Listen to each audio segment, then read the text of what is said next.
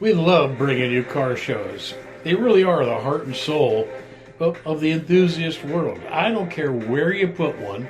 It could be in the 7-Eleven parking lot or at a big, huge convention center.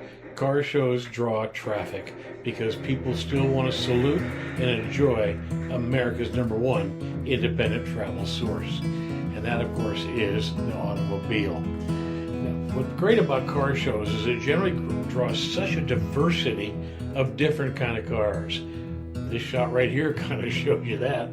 Muscle on the end, a little Mini Cooper in the middle, and of course road hugging weight in the form of the 50s Buick in the middle. The Chevy pickup trucks, even the 56 Fords or 55 Fords, which by the way are a tractor to drive, but have a very loyal following. Corvettes, you can't go wrong in a car show at Corvettes.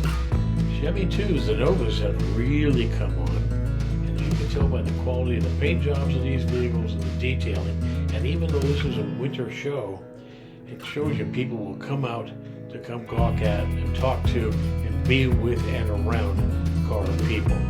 El Caminos have become very strong. Pickups are really starting to enjoy another resurgence in terms of people collecting them, restoring them, and throwing some real effort at it. Now, newer pickup trucks get a little expensive. Boy, it makes that Bronco look pretty small, doesn't it? Chevy Nomads, man, when I was in high school, Skeeter was in high school, Tracy, those were the date machine of a long time. Very, very popular.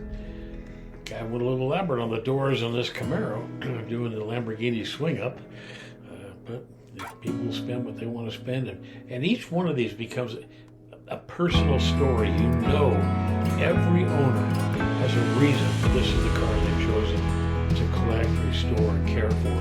Not to mention take out and show off. Yep, Jeeps are always popular.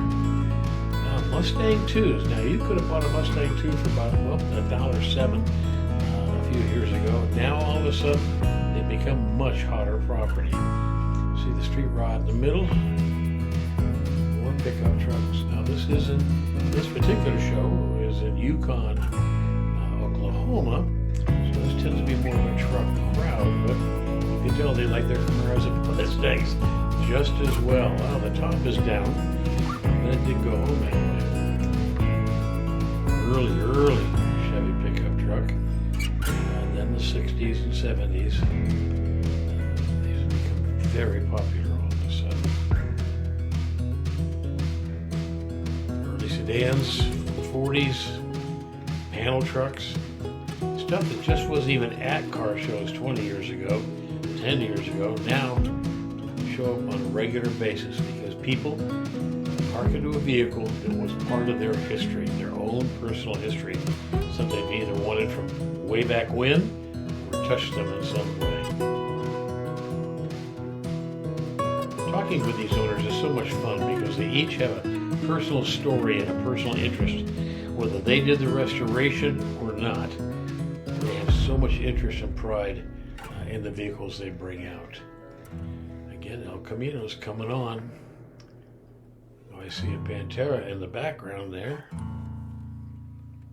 It'll be interesting now the Camaro will disappear from the marketplace next year. Oh, I see it. Oh, B production. Oh, that's Shelby, 67 Shelby.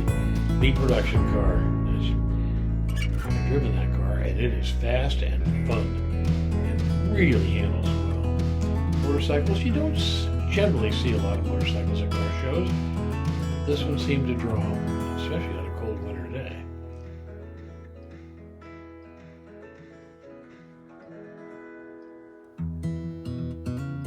Not only are there an amazing number of accessories available for these vehicles, in today's marketplace, you can almost build one from scratch. There's that much panel and body work and suspension pieces, engines, drive lines. All that stuff is original and available today. The Mini pops up again. School bus is a little rare, but people are converting those all the time into tiny homes, campers. That's a Hot Rod GMC pickup truck there. They were pretty stout. Paint jobs. You know, Earl Scheib is gone. Nothing out there for $29.95. Well, you might find something for $29.95. It's $20,000, $29,000. There are people spending $40,000 on paint jobs alone. Now they're glass; they look stunning. You can tell the difference. But that's where I'm the biggest fan of the collector car period. But people invest in these things because, frankly, most of these will go up, not down in value. Another good vintage racing Mustang. I know this car. Really a quick car. Replica from Factory 5 with the Daytona Coupe that Pete Block, a friend of ours, designed back in 1963-5. Won the world's championship for manufacturers, the only American manufacturer to do so. And I've driven that particular Daytona Coupe. Very fast. Robinson Restoration and Service. That's their Dodge Dart. Tracy and Shelley agree with the Dodge products out of the Mopars. Personal feelings for these Trans Ams from 1970 and on. Panteras had one, a little disappointed, but in the end I probably should have respected it more because it was a pretty darn good car with a 351 Ford motor. Another Shelby. Trikes.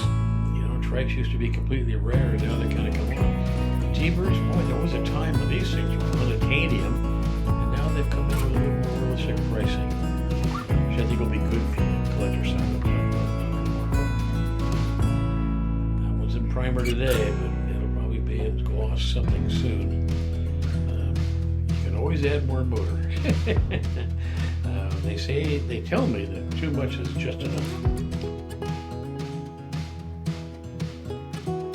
Good turnout for a little local car show, but they tend to bring people out. A chance to show off their pride and joy.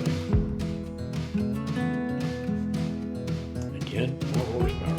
Again, in the old Tri Chevrolets, 55, 56, 57.